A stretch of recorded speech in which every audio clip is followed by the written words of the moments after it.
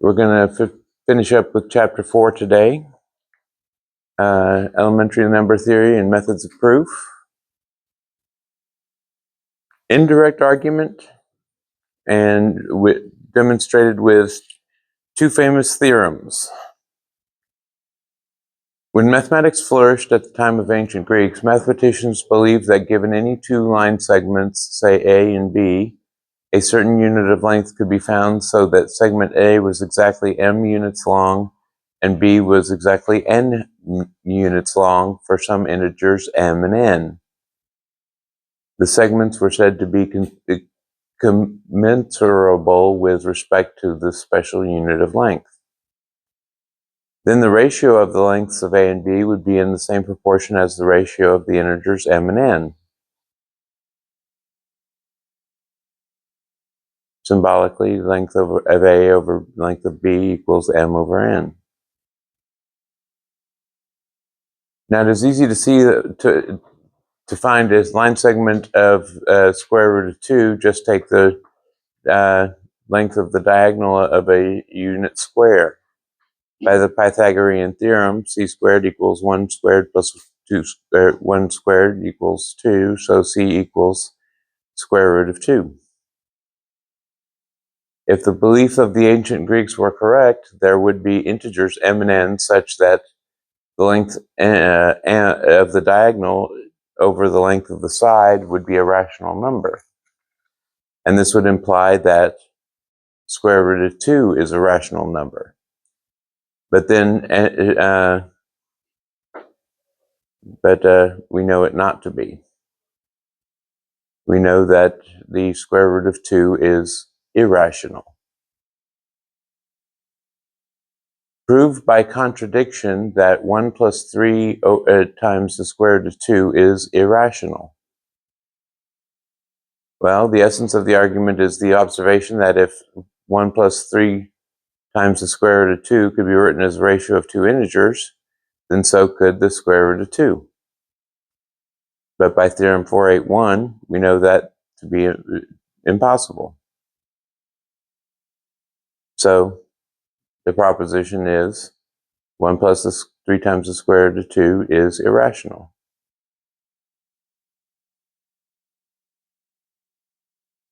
Are there infinitely many prime numbers? You know that a prime number is a positive integer that cannot be factored as a product of two smaller positive integers. Is this set of all such numbers infinite, or is there a largest prime number? The answer was known to Euclid, and a proof that the set of all prime numbers is infinite. Euclid's proof requires one additional fact that we have not yet established. If a prime number divides an integer, then it does not divide the next successive integer.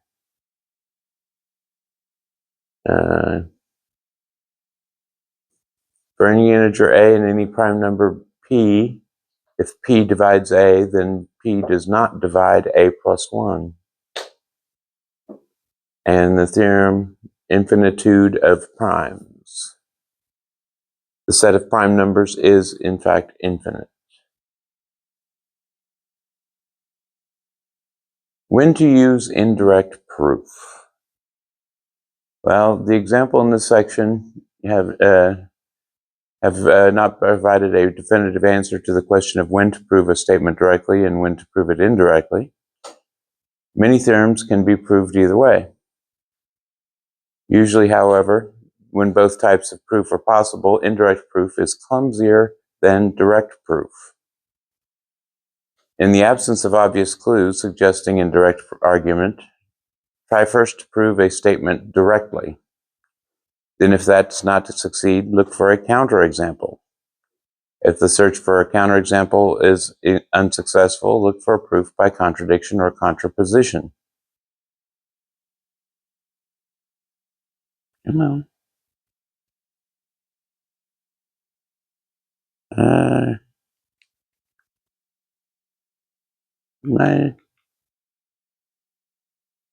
Is that it for the? Oh, that's it for the slide deck. Okay. Well,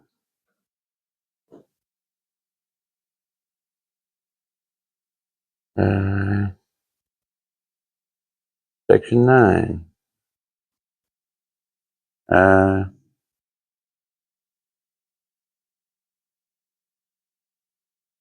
Application, the handshake theorem. The total degree of a graph is the sum of the degrees of all the vertices of the graph. That's a definition there. Find the degree of each vertex of the graph G shown below, and then find the total degree of the graph. Well, 1 plus 4 is 5, plus 2 is 7, plus 3 is 10. Pretty easy to count to 10, for most people at least. Yeah.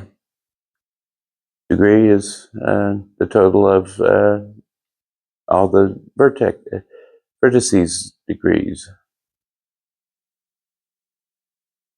If the handshake theorem, if G is any graph, then the sum of the degrees of all the vertices of G equals twice the number of edges of G.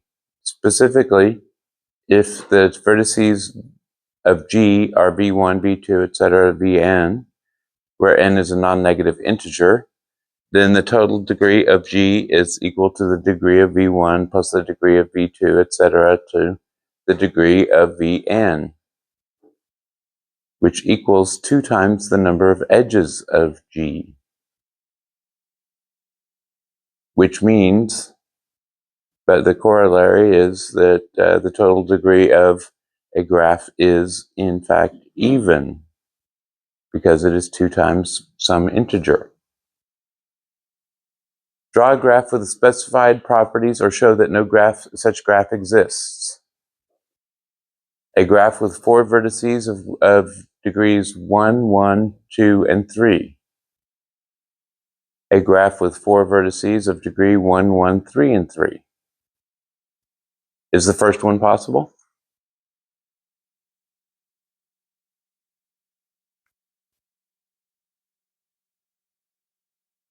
Based on the corollaries and theorems stated so far?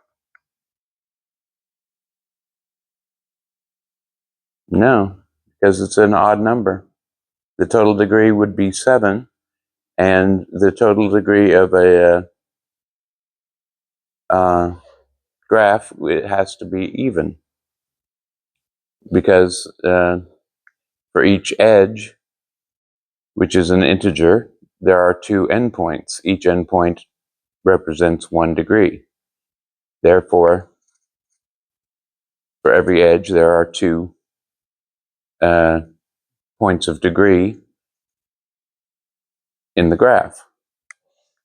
So a graph with 4 vertices of degree 1, 1, 3, and 3 is possible because it is a even number. 8 is the degree of the graph. So, A, no such graph exists, but a graph with 4 vertices would have a total of 7, which is odd. And G would be any of the graphs below for B. So many are possible with those degrees. In each case, no matter how the edges are labeled, degree of A is 1, degree of B is 1, degree of C is 3, and degree of D is 3. In any graph, there is an even number of vertices of odd degree. So, is there a graph with 10 vertices of degree 1, 1, 2, 2, 2, 3, 4, 4, 4, and 6?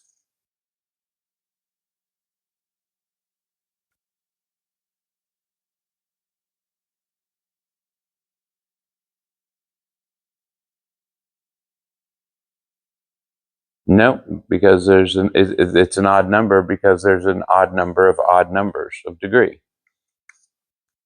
So an odd times an odd is an odd number. Such a graph would have 3 vertices of odd degree, which is impossible by proposition 493. Note that this is the same result. The same result could have been deduced directly from corollary 492 by computing the total degree, noting that it is odd. Proposition 493, however, gives the result without having to perform the addition. At a meeting attended by a group of 4 people shook hands with 1 other person. 6 people shook hands with 2 other people. 2 people shook hands with 3 other people. And the rest shook hands with 4 other people.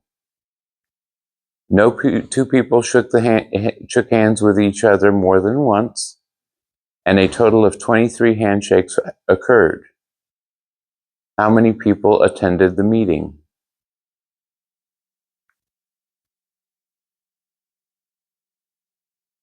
It's a little involved, but calculatable.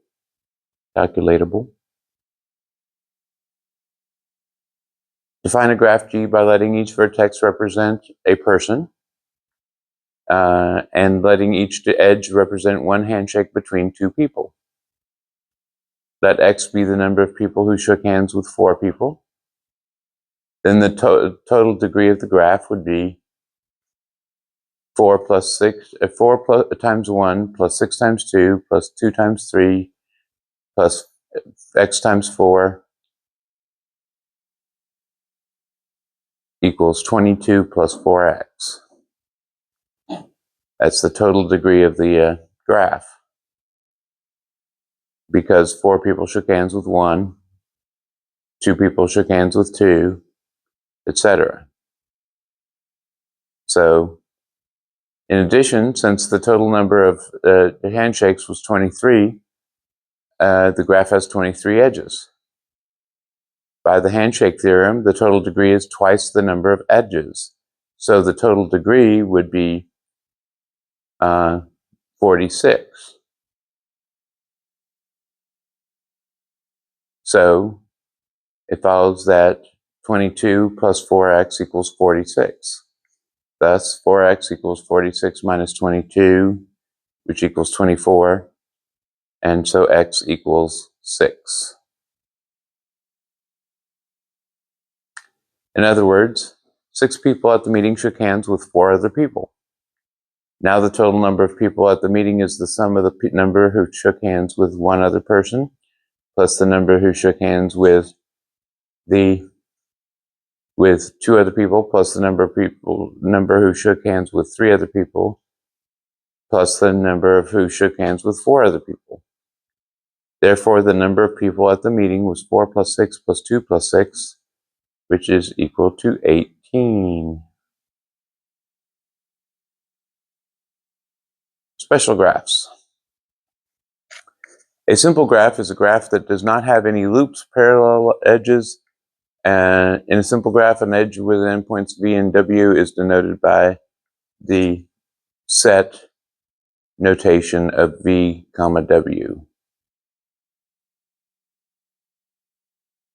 Draw all simple graphs with 4 vertices, UV, WX, and 2 edges, one of which is UV. Well, since one edge of the graph is specified to be UV, possibilities for the other edges are given here. Resulting graphs are shown there. There's, 5 possible graphs there? So, let n be a definition. Let n be a positive integer. A complete graph on n vertices, denoted by k sub n, is a simple graph with n vertices and exactly 1 edge connecting each pair of distinct vertices. So the complete graphs K1, K2, K3, K4, and K5 can be drawn like this. 1 is just a vertex. K2 is just two vertices, K3 with 3, but they're all fully connected. Each vertex is connected to every other vertex. Prove that for any positive integer n, a complete graph on n vertices has n times n minus 1 over 2 edges. Well, suppose n is a positive integer and k sub n is a complete graph on n vertices. Because each vertex of k sub n is connected by exactly one edge of to each other of the other n minus 1 vertices, the degree of each vertex of kn is n minus 1. The total degree of k of sub n is the number of vertices of kn times the number of is the degree of each vertex. So the total degree is n times n minus 1. And by the handshake theorem, the total degree of the graph equals twice the number of edges. So the total degree is n times n minus 1. So the number of edges of k sub n would have to be n times n minus 1 over 2.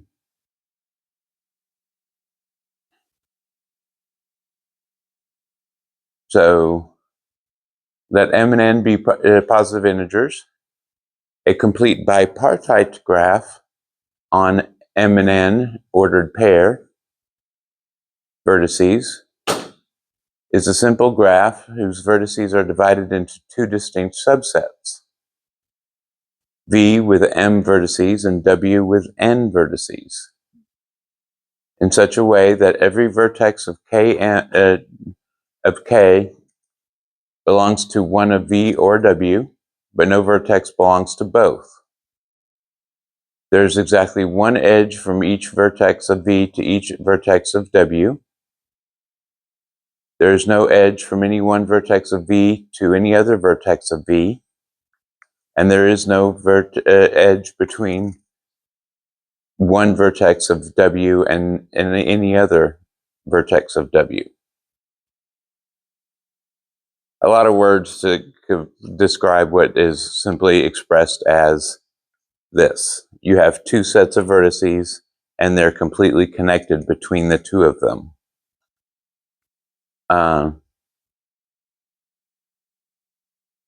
You see this type of graph in neural networks in programming. The layers of the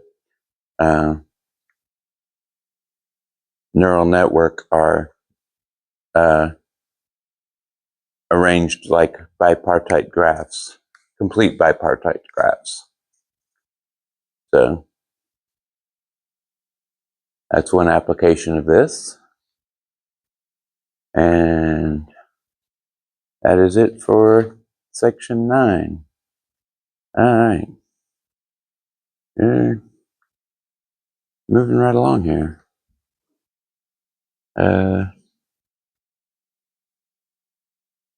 Another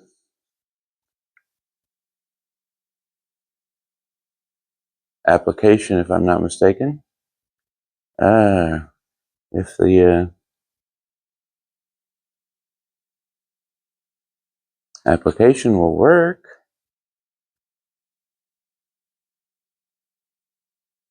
All right. Algorithms. Section 410. The word algorithm refers to a step-by-step method for performing some action. Some examples of algorithms in everyday life are food preparation recipes, directions for assembling equipment or hobby kits, sewing pattern instructions, instructions for filling out income tax forms. Part of elementary school mathematics is devoted to learning algorithms for doing arithmetic, such as multi-digit addition, subtraction, long multiplication, and long division. An algorithmic language. An algorithmic language used in this book is kind of a pseudocode, combining elements of Python, C, C++, and Java in ordinary but fairly precise English.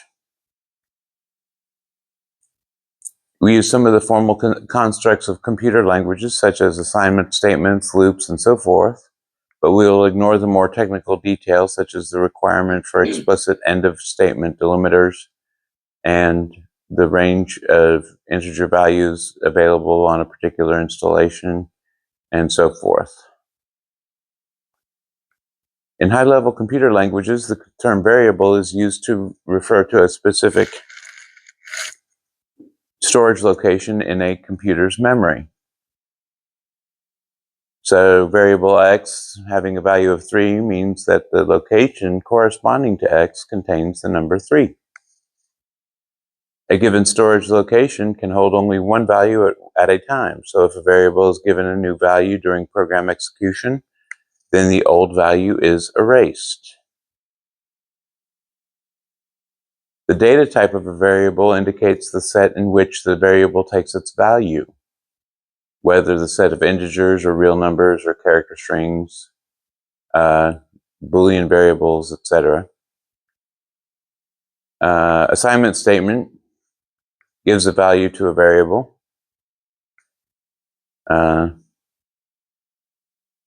You can,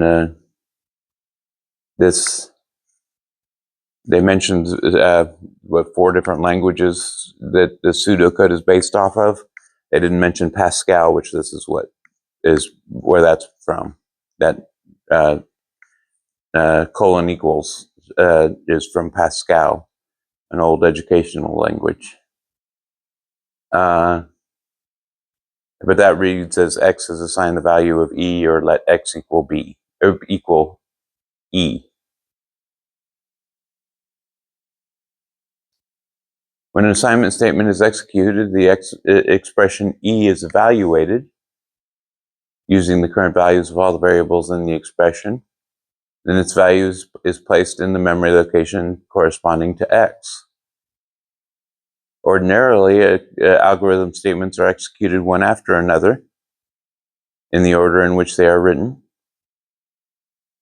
Conditional statements allow this natural order to be overridden by using the current values of program variables to determine which algorithm statement will be executed next.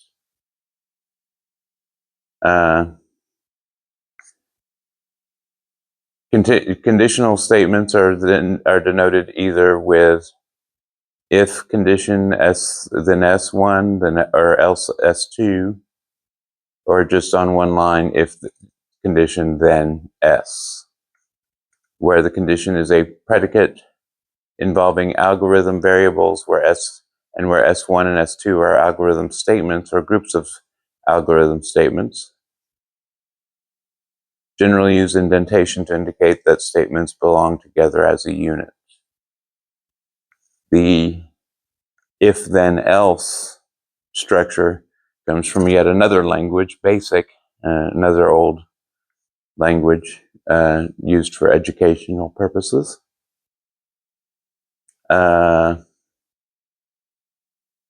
ambiguity is possible, however, we may explicitly bind a group of statements together into a unit by preceding the group with the word do and following it with the end do.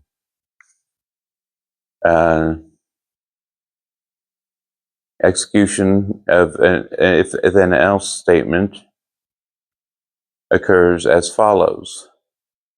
The condition is evaluated by substituting the current values of all algorithm variables appearing in it and evaluating the truth or falsity of the resulting statement.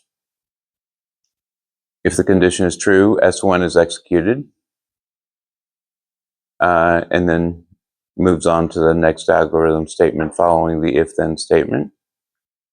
If condition is false, then S2 is executed, and execution then moves to the statement following the if-then-else statement. Consider the following algorithm segments. If x is greater than 2, then y equals x plus 1, else do x equals x minus 1, and y equals 3x, and do.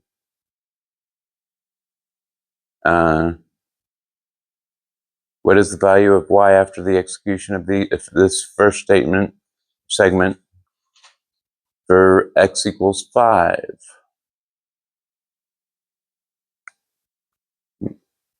Somebody track through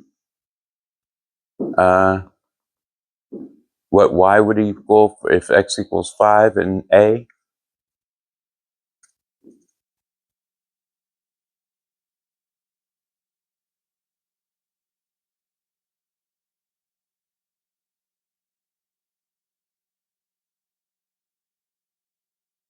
Six. Yeah. What about if x equals 2? 3? Is that what you said? Yeah, 3. It should be 3, yeah. Y would equal 6.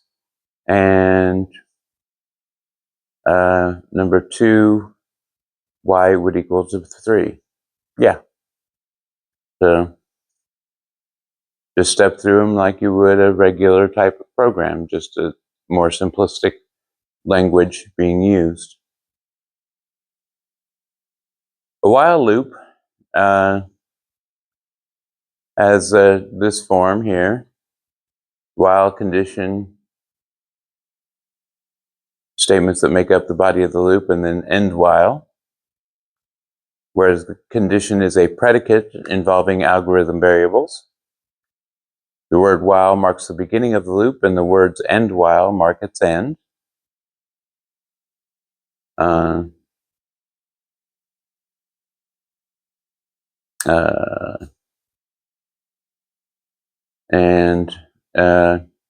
Condition is evaluated by substituting current values of algorithm variables and evaluating the truth or falsity of the resulting statement. Condition is true, and then all the statements in the body of the loop are executed. And then the execution moves back to the beginning of the loop and the process repeats. If the condition is false, execution passes to the next algorithm statement following the loop. Just a while loop you've seen in C++.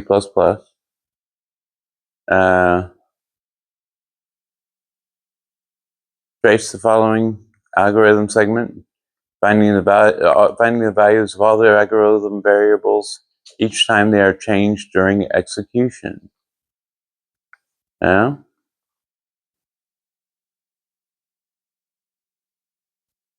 it executes twice, so I would be 3, and S would end up being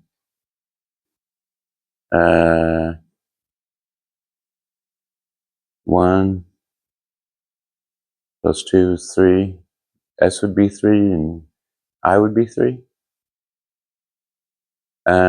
Since I is given an initial value of 1, the condition I less than or equal to 2 is true when the while loop is entered. So S would be equal to 1, and I would equal to 2 after the first pass. The condition is still true.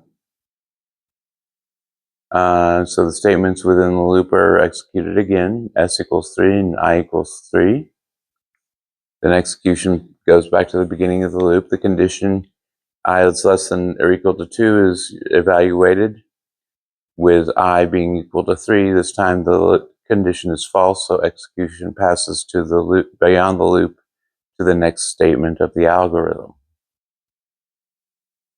And the table shows the result.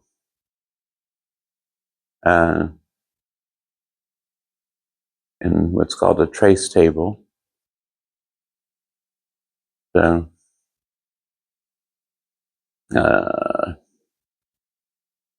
second form of loop is the for next loop. has the for variable equals initial expression to final expression, statements that make up the body of the loop, and then next the variable name. Again, not from the four listed languages. The for next loop is a structure or a syntax borrowed from BASIC, the BASIC language. For loops is executed as follows. The for loop variable is equal to the value of the initial expression. A check is made to determine whether the variable is less than or equal to the final value of the final expression. If the value of the variable is less than or equal to the value of the final expression, then the statement in the body of the statements in the body of the loop are executed in order. Variable is increased by 1 and execution returns back to step 2.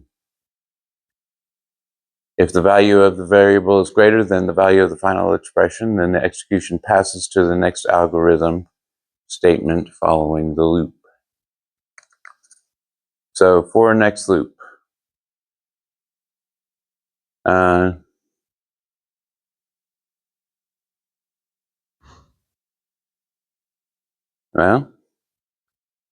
I equals 1, I is less than or equal to 4, x equals I squared, I equals I plus 1. Let's see here. Yeah. X would equal to 1, 4, 9, 16 in the trace table, right? Sound about right? Yeah. Yeah.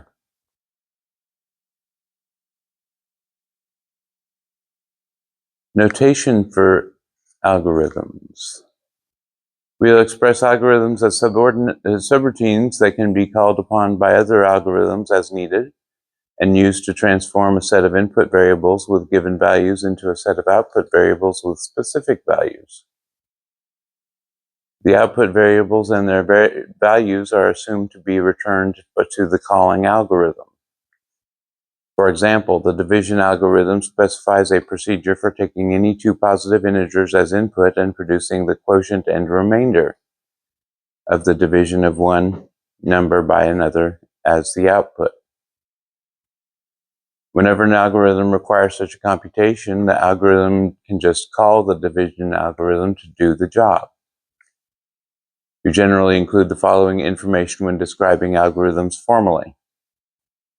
Of course, the name of the algorithm, as well as the list of input and output variables, and a brief description of how the algorithm works.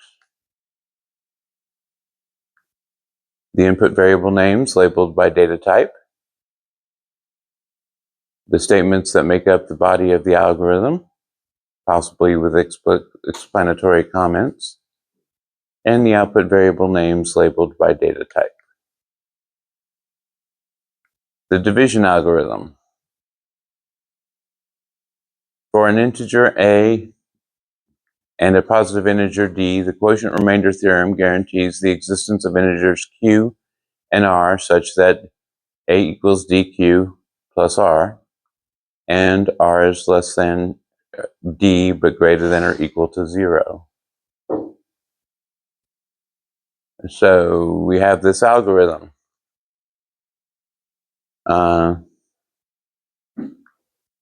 Basically, it repeatedly subtract d from r until a number less than d is obtained. Add 1 to q each time d is subtracted. R starts out as a, q starts out at 0. So after execution of the while loop, a equals dq plus r. And the output is q and r. Now keep in mind this book allows the return of multiple values from a function or an algorithm like this, whereas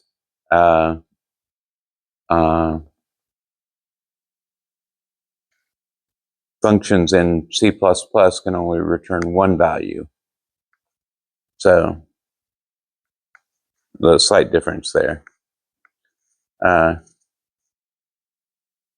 Trace the algorithm on the input variables a equals 19 and d equals 4. Well, make the trace table shown as before, and Q is ends up being the column under the kth iteration of the loop. Gives the states of the variables.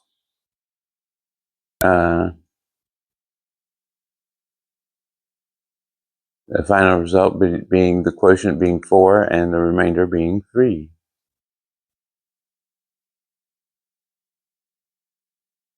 The Euclidean algorithm. The greatest common divisor of two integers, a and b, is the largest integer that divides both a and b. For example, the greatest common divisor of 12 and 30 is 6. The Euclidean algorithm proves a very efficient way to compute the greatest common divisor of two integers.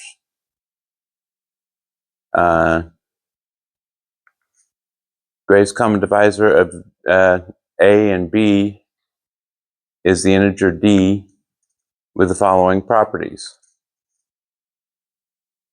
D divides a and d divides b.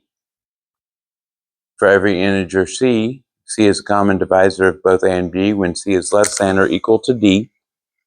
In other words, for every integer c, if c divides a and c divides b, then c is less than d.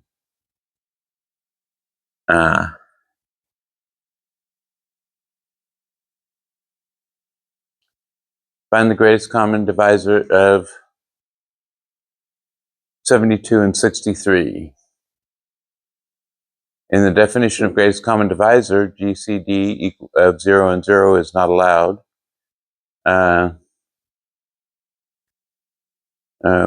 What would GCD 0, 0 equal if it were found to be in the same way as the greatest common divisors of other pairs of numbers? Yeah?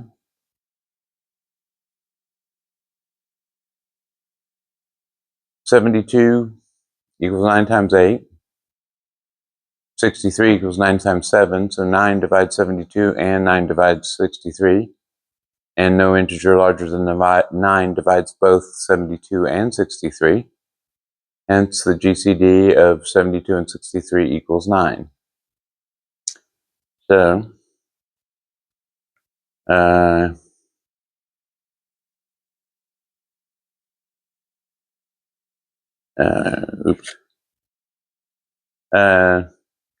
suppose GCD of 0 and 0 were defined to be the largest common factor that divides 0 and 0.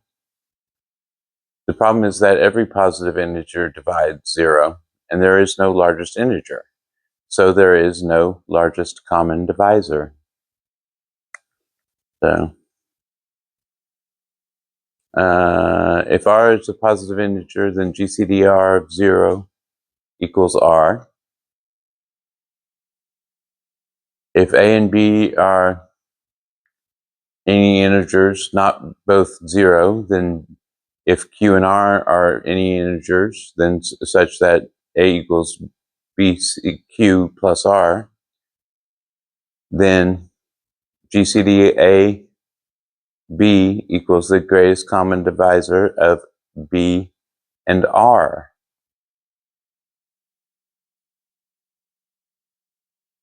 Euclidean algorithm description. Lots of little words.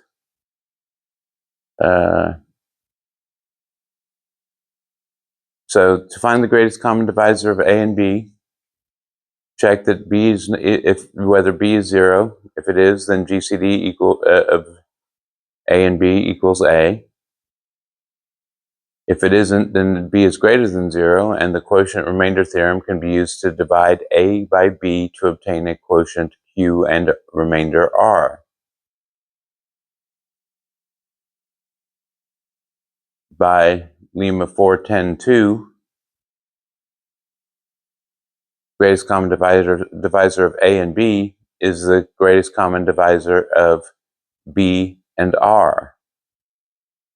Thus, the problem of finding the greatest common divisor of a and b is reduced to the problem of finding the greatest common divisor of b and r.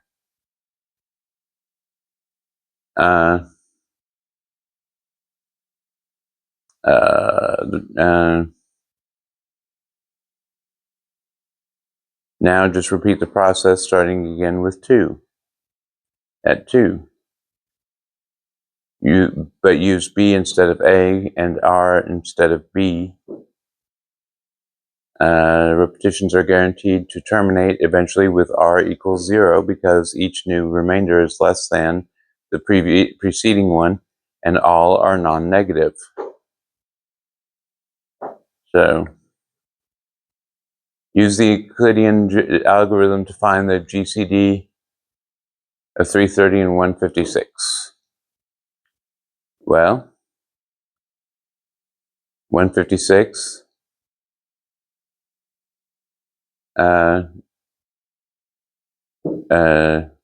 into 330 equals 2 with a remainder of 18. So the GCD of 330 and 156 is equal to the GCD of 156 and 18. And divide 156 by 18, you get 8 with a remainder of 12. So you have 156, the GCD of 156 and 18 is equal to the GCD of 18 and 12.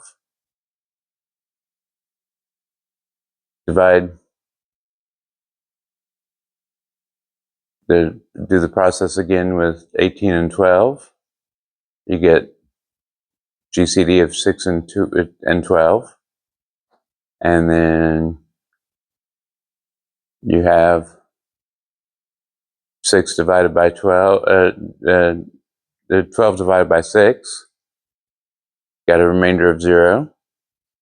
So the GCD of 6 and 0 is equal to the GCD of 12 and 6. Putting all these equations together gives the value of 6 as the greatest common divisor of 330 and 156.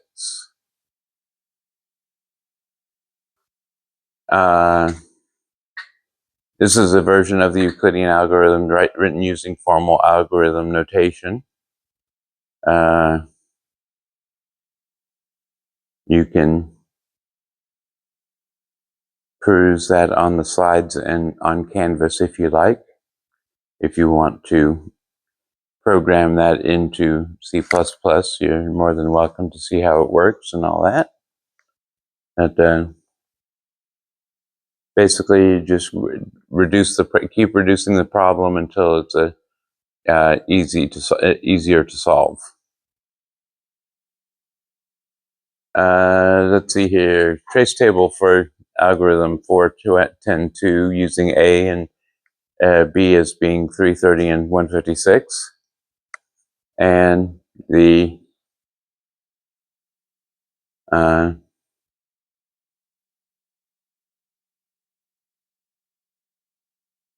trace table is like so. 5 steps, it looks like. And that will wrap it up for the day. That'll wrap up chapter 4. Keep in mind the midterm is on Thursday. I believe the midterm has chapters 1, 2, 3, and 4 in it. So be prepared for anything from the previous, all 4 chapters. Bring your notes. Open notes, of course, are allowed. If you take notes on a tablet or computer, print them out. Also, before class on Thursday, the homework is due, so don't forget about that.